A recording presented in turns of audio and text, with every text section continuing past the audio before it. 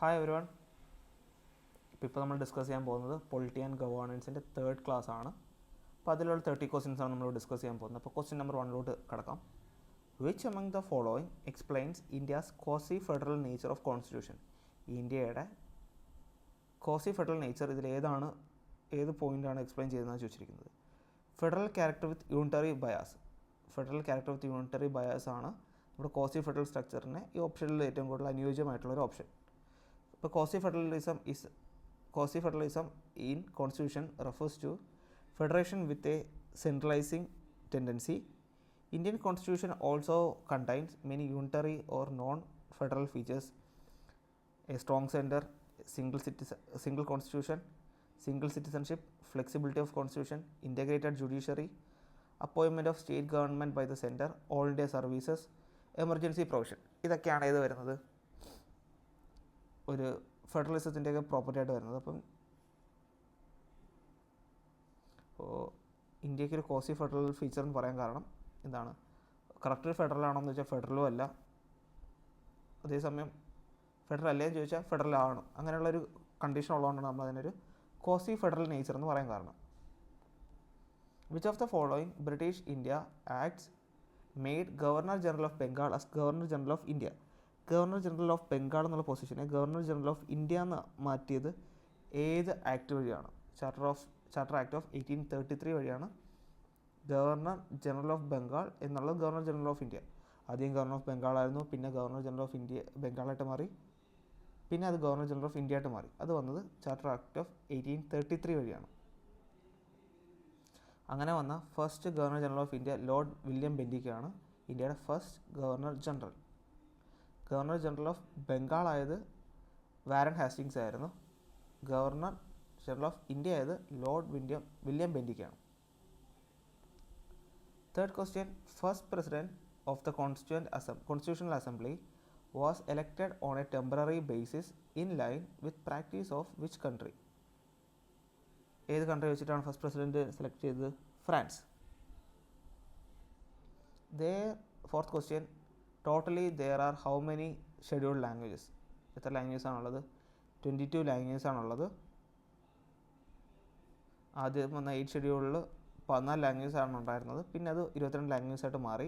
അപ്പോൾ ആ ലാംഗ്വേജ് ഏതൊക്കെയെന്ന് പറയാം. ആസാമീസ്, ബംഗാളി, ബോഡോ, ഡോഗ്രി, ഗുജറാത്തി, ഹിന്ദി, കന്നഡ, കശ്മീരി, കൊങ്കണി, മൈഥിലി, മലയാളം, മണിപ്പൂരി, മറാത്തി, നേപ്പാളി, ഒറിയ, പഞ്ചാബി, സാൻസ്ക്രിത്, സന്താലി, സിന്ധി, തമിഴ്, തെലുഗു, ഉറുദു, പിന്നെ Sindhi. Was added by the 21st Amendment Act of 1967. അത് കഴിഞ്ഞിട്ട് Konkani, Manipuri, Nepali were added by the 71st Amendment Act of 1992. Bodo, Dogri, Maithili, Santali were added by the 92nd Amendment Act of 2003. അപ്പോൾ 3 കാര്യങ്ങളാണ് ഇവിടെ പറഞ്ഞത്. 21st Amendment Act വഴിയായിരുന്നു ബാക്കിയുള്ള ലാംഗ്വേജ് എങ്കിൽ, പിന്നെ 71st Amendment Act 1992 Konkani, Manipuri, Nepali വന്നു. പിന്നെ 92nd Amendment Act of 2003 വഴി ബോഡോ, ഡോഗ്രി, മൈഥിലി, സന്താലി എന്നുള്ള ലാംഗ്വേജും വന്നു. Question number 5. A person will be deprived of citizenship if he is ordinarily resident out of India continuously for how many years? 7 years. 7 years ഇന്ത്യയുടെ പുറത്തുള്ള താമസിക്കുന്ന ഒരാളാണെങ്കിൽ, continuous ആയിട്ട് താമസിക്കുന്ന ഒരാളാണെങ്കിൽ ഓട്ടോമാറ്റിക്കായി അയാളുടെ സിറ്റിസൺഷിപ്പ് ഡിപ്രൈവ് ആവാനുള്ള ചാൻസ് ഉണ്ട്. Question number 6. Right to property was scrapped of its fundamental right status through which of the following Amendment Act? Right to property act ഏത് ഫണ്ടമെൻ്റൽ റൈറ്റ് വെച്ചിട്ടാണ് സ്ക്രാപ്പാക്കി കളഞ്ഞത്? റൈറ്റ് ടു പ്രോപ്പർട്ടി എന്നുള്ളതിനെ എടുത്തു കളഞ്ഞത് 44th Amendment Act വഴിയാണ്. Originally part 4A of constitution had how many fundamental duties in its list? Part 4A കോൺസ്റ്റിറ്റ്യൂഷനിൽ എത്ര ഫണ്ടമെൻ്റൽ ഡ്യൂട്ടീസ് ആണുള്ളത്? 10. Which among the following constitution institution represent Indian ഫെഡറലിസത്തിനെ സൂചിപ്പിക്കുന്നതിൽ ഏതാണ്? രാജ്യസഭയാണ് അപ്പർ ഹൗസ് എന്ന് പറയുന്നത്. ലോക്സഭയെ ലോവർ ഹൗസ് എന്നാണ് പറയുന്നത്. 9th question, president cannot exercises his veto power over which among the following bill? ഏത് ബില്ലിലാണ് പ്രസിഡന്റിന് അദ്ദേഹത്തിൻ്റെ വീറ്റോ പവർ ഉപയോഗിക്കാൻ പറ്റാത്തത്? കോൺസ്റ്റിറ്റ്യൂഷൻ അമെൻമെൻറ്റ് ബില്ലിലാണ് വീറ്റോ പവർ എക്സസ് ചെയ്യാൻ പറ്റാത്തത്. What is a fixed tenure provided under the constitution for the office of director of CBI? CBI ഡയറക്ടറിനുള്ള ടെന്യൂർ എത്ര വർഷമാണ്? 2 years ആണ്. Which of the following article is related to national emergency? National emergency ആയിട്ട് relate ചെയ്ത article ഏതാണ്? Article 352 ആണ്. 12th question. The state list provided under 7th schedule is not applicable to which of the following state? State list ഇതിൽ applicable അല്ലാത്ത ഏതിലാണ്? Jammu and കാശ്മീരിനാണ്. Jammu and Kashmir enjoy special status under the constitution. Certain provisions applicable to other part of India will not be applicable or will apply with some modification. In this way, state list under 7th schedule is not applicable to Jammu and Kashmir. Jammu and കാശ്മീരിൽ സാധാരണ സ്റ്റേറ്റ്സിന് കിട്ടുന്ന എല്ലാ പ്രിവിലേജും കിട്ടാറുണ്ട്, പക്ഷേ with some modifications ആയിരിക്കും. ചില വ്യത്യാസങ്ങൾ Jammu and കാശ്മീരിന് കിട്ടുന്ന ആനുകൂല്യങ്ങളുണ്ട്, അതാണ് അവിടെ പറഞ്ഞിരിക്കുന്നത്. To be recognised as leader of opposition party in the parliament, what percentage of total strength of house should a party win? ഒരു ഒപ്പോസിഷൻ ആവണമെങ്കിൽ എത്ര ശതമാനം സീറ്റ്സ് ഒപ്പോസിഷൻ പാർട്ടി ജയിച്ചിട്ടുണ്ടാവണം? 10%. അല്ലെങ്കിൽ ലീഡർ ഓഫ് ഒപ്പോസിഷൻ ആവണമെങ്കിൽ 10% എന്താണ് ടോട്ടൽ വോട്ടിൻ്റെ കിട്ടിയിട്ടുണ്ടാവണം. A seat of members of house of parliament can be declared vacant if the member remain absent for a period of how many days? എത്ര ദിവസം പാർലമെൻറ്റിൽ വരാതിരുന്നാലാണ് എന്താണ് ആ seat of member declared vacant എന്ന് നമ്മൾ ആ ഒരു സീറ്റിന് ഡിക്ലെയർ ചെയ്യുന്നത്? 60 days. Question number 15.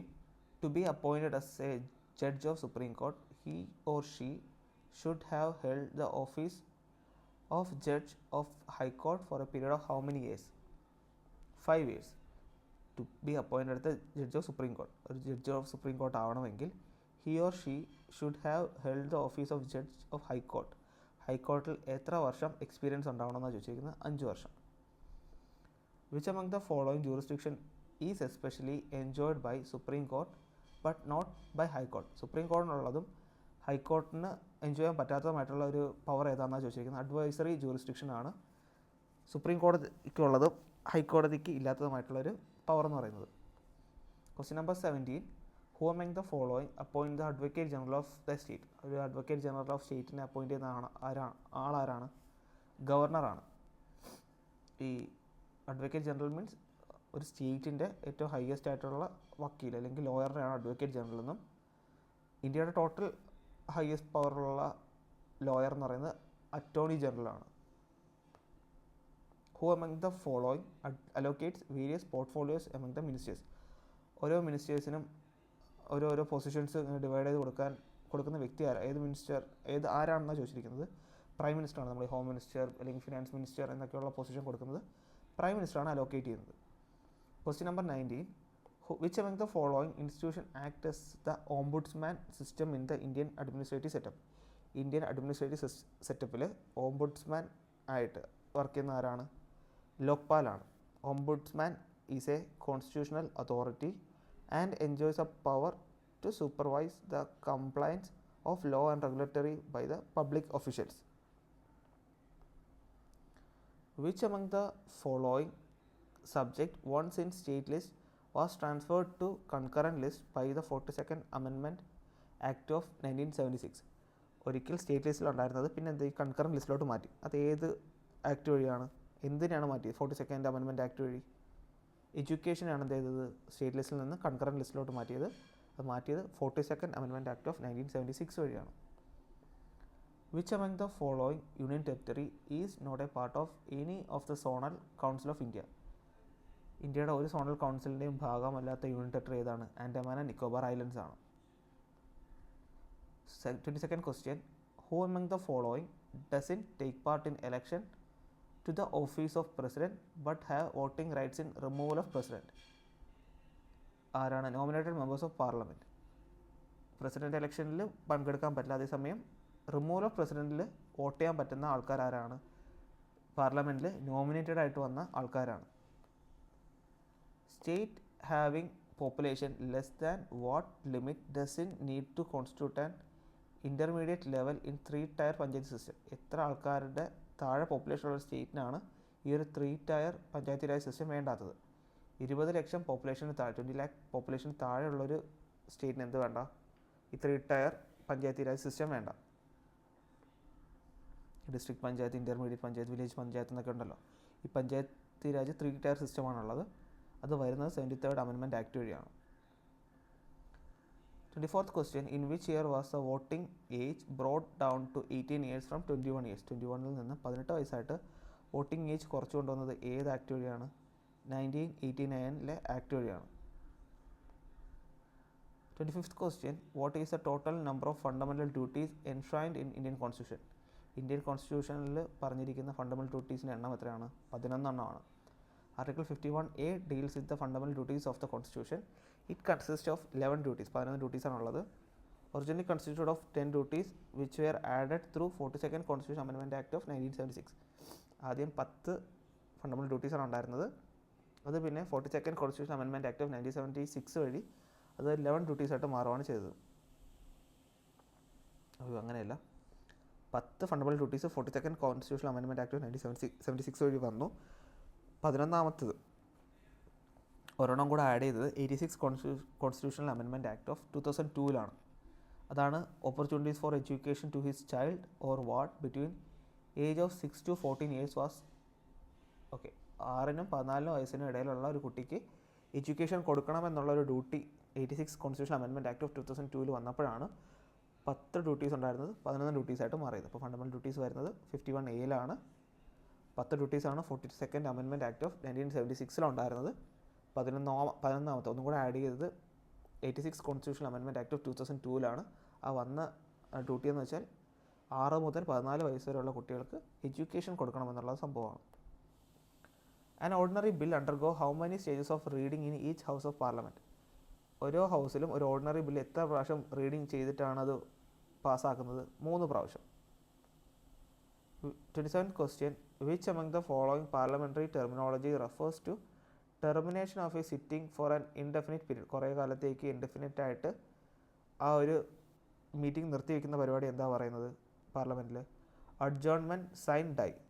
അഡ്ജോൺമെൻറ്റ് sine die എന്ന് പറഞ്ഞാൽ means terminating a sitting of parliament for a indefinite period. ഒരു അനിശ്ചിത കാലത്തേക്ക് നിർത്തിവെക്കുന്ന പരിപാടിയാണ് അഡ്ജോൺമെൻറ്റ് സൈൻ ഡി എന്ന് പറയുന്നത്.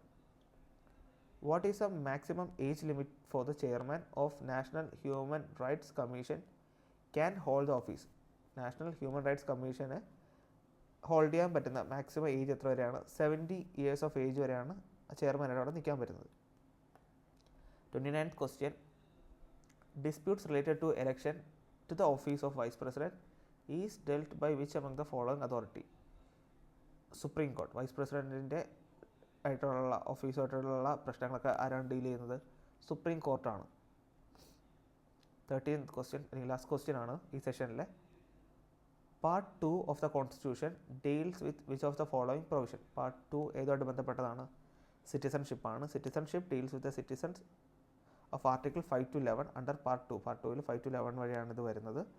It defines a person who become the citizen of India at the commencement of constitution. The other provisions regarding citizenship are provided by the Citizenship Act 1955 which has been amended in 1986, 1992, 2003 and 2005.